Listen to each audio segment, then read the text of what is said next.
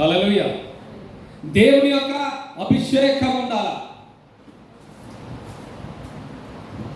దేవుని యొక్క ఆత్మ మనలో ఉండాలి. దేవుని యొక్క ఆత్మ మనలో ఉండాలి. ఆత్మాభిషేకం ఉండాలి మనలో.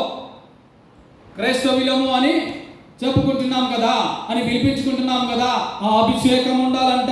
యోహాను గారు రాసిన మొదటి పత్రిక 2వ అధ్యాయము 20వ వచనము.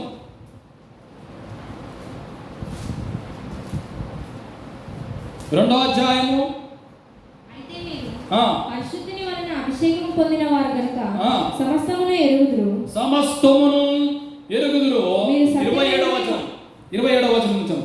అయితే ఆయన వలన మీరు పొందిన అభిషేకము మీలో నిలుచుచున్నది గనుక ఎవడనూ మీకు బోధింపనక్కరలేదు. ఆయన ఇచ్చిన అభిషేకము సత్యమే గాని అబద్ధము కాదు. అది అన్నిటిని గూర్చి మీకు బోధించుచున్న ప్రకారముగాను ఆయన మీకు బోధించిన ప్రకారముగాను ఆయనలో మీరు నిలుచుచున్నారు. కాబట్టి బిడ్డలారా ఆయన ప్రత్యక్షమగునప్పుడు ఆయన రాకడయందు మనము ఆయన ఎదుట సిగ్గుపడక ధైర్యము కలిగి ఉండునట్లు మీరు ఆయన యందు నిలిచి ఉండుడి. హల్లెలూయా. ఆయన అభిషేకముతో మనము నిలిచి ఉండాలంట. ఆయన సత్యమై ఉన్నాడు. ఆయనే మనకు బోధిస్తా ఉన్నాడు. ఆయనే మనల్ని బలపరుస్తా ఉన్నాడు. ఆయనే మనల్ని నడిపిస్తా ఉన్నాడు. ఆ అభిషేకమును పొందుకున్నాం, ఆ ఆత్మను పొందుకున్నాం. మనకి ఇంకెవ్వరు బోధించాల్సిన అవసరమే లేదు. మనకి ఇంకెవ్వరు చెప్పాల్సిన అవసరం లేదు. ఏం చేయాలంట? ఏం చేయమన్నాడు దేవుడు? ఏం చేయమన్నాడండి దేవుడు?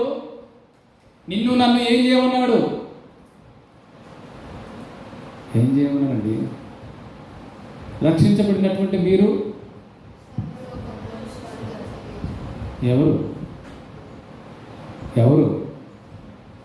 ఎవరండి? రేఖక్క గారు, అమ్మ చంద్రకళ ఎవరు?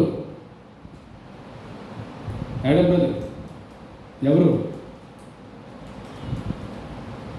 రక్షించబడినటువంటి మనం.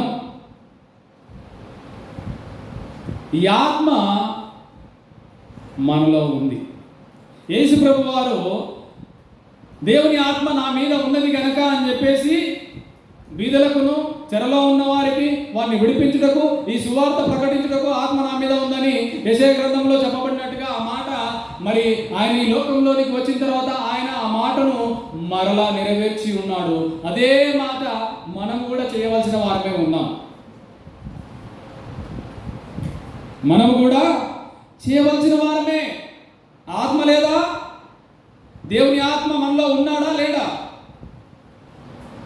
అభిషేకమును పొందుకున్నామా లేదా? ఆత్మాభిషేకం అండి. వేరే అభిషేకాలేమో పిలుపుకు ఒక అభిషేకము, ఆత్మకు ఒక అభిషేకము, నానా రకాలైన అభిషేకములు, వరములు మనం చూస్తూ ఉంటాం. దాన్ని మనం పిలుచుకుంటూ ఉంటాం.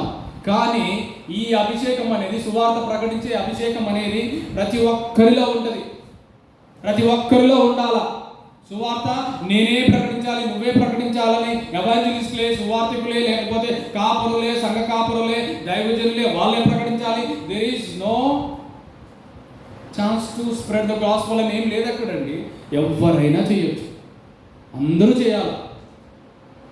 అయ్యో సువార్తను ప్రకటించండి ఎడల నాకు శ్రమ అంటున్నాడు భక్తుడు. అయ్యో సువార్తని ప్రకటించండి ఎడల నాకు ఏ శ్రమ లేదు అంటున్నాను. అవునా కదా? ప్రకటించండి ఎడల శ్రమనంట. మరి మీకు ఏ శ్రమలు లేవు కాబట్టి అందుని బట్టి నేను దేవుడిని మహిమపరుస్తా ఉంటున్నాను. దేవుడు మిమ్మల్ని అందరినీ బహుగా దీవించి ఆశీర్వదించి అభివృద్ధి చేయనుగాక. Amen, amen. సువార్త ప్రకటించినందుకు మీకు ఏ శ్రమలు దేవుడు పెట్టినందుకు.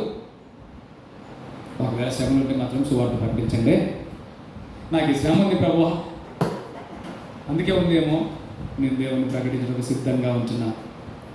ఏ బాధ లేదు, ఏ దుఃఖం లేదు, ఏ సమస్య లేదు అంటే మీరు దరిలే. ఒకవేళ బాధ ఉంటే, దుఃఖం ఉంటే, ఇబ్బంది ఉంటే అందుకేమో ఒకసారి గుర్తు చేసుకోండి. ఇంటికి వెళ్ళిన తర్వాత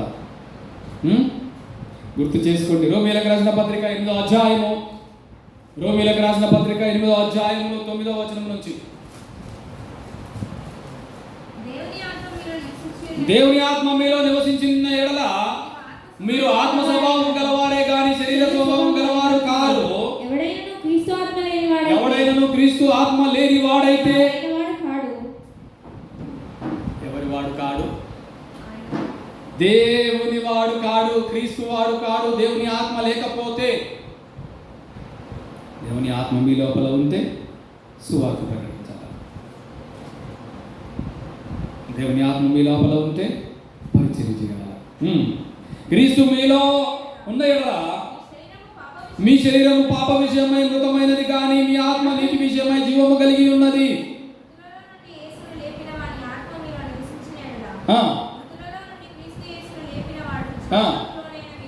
లేపినవాడు చావునకు లోనైన మీ శరీరములను కూడా మీలో నివసించుచున్న తన ఆత్మ ద్వారా జీవింపచేయును.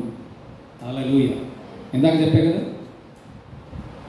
మన శరీరమును కూడా ఆత్మ ద్వారా జీవింపచేస్తాడంట.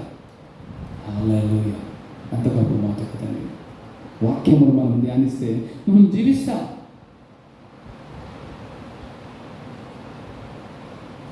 జీవింపజేస్తున్నాడు దేవుడు, ఆ జీవాన్ని ఇస్తున్నాడు దేవుడు, ఆ జీవాన్ని పొందుకుంటున్నాం మనం అందరం. కాబట్టి మనము పరిశుద్ధాత్మ అభిషేకము పొందుకున్న వారము, మరి పరిశుద్ధాత్మను పొందుకున్న వారము. ఆ ఆత్మ మన లోపల ఉంటే ఆత్మ కార్యములు ఎలా చేయాలో దాని కొరకు వేగిరపడాలంట. దేవుని ఆత్మను మరి యేసు ప్రభు వారు పొందుకున్నారు. ఆయన ఏమంటున్నారు చూడండి, లూకాసు వార్త 4వ అధ్యాయంలో ఈ మాట చెప్తా ఉంటున్నారు ఆయన.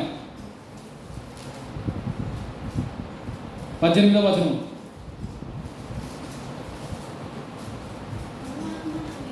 ప్రభు ఆత్మ నా మీద ఉన్నది, బీదలకు సువార్త ప్రకటించుటకై ఆయన నన్ను అభిషేకించెను, చెరలోనున్న వారికి విడుదలను, గుడ్డి వారికి చూపును కలుగునని ప్రకటించుటకును, నలిగిన వారిని విడిపించుటకును, ప్రభు సంవత్సరము ప్రకటించుటకును ఆయన నన్ను పంపి ఉన్నాడు. మరి ఆయన నిన్ను అభిషేకించలేడా? ఇదే మాట యెషయా గ్రంథంలో, ఇది ప్రవచనం. ఆయన నెరవేర్పులో ఈ మాట మనం విన్నాం. మరి అదే ఆత్మ, దేవుని యొక్క ఆత్మ, క్రీస్తు ఆత్మ మన లోపల మనము అభిషేకమును పొందుకొని ఉంటే మరి ఆ బాధ్యత, ఆ ప్రయాసము మనకు లేదా? వద్దా? అవసరం లేదా? అవసరం లేదనుకుంటే టేకి చెప్పేసేయండి. ఇక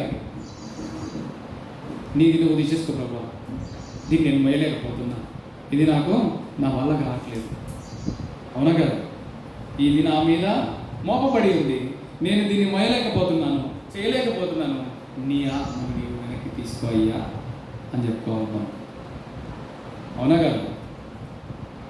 నీ ఆత్మని నీవు వెనక్కి తీసుకోమని చెప్పాను.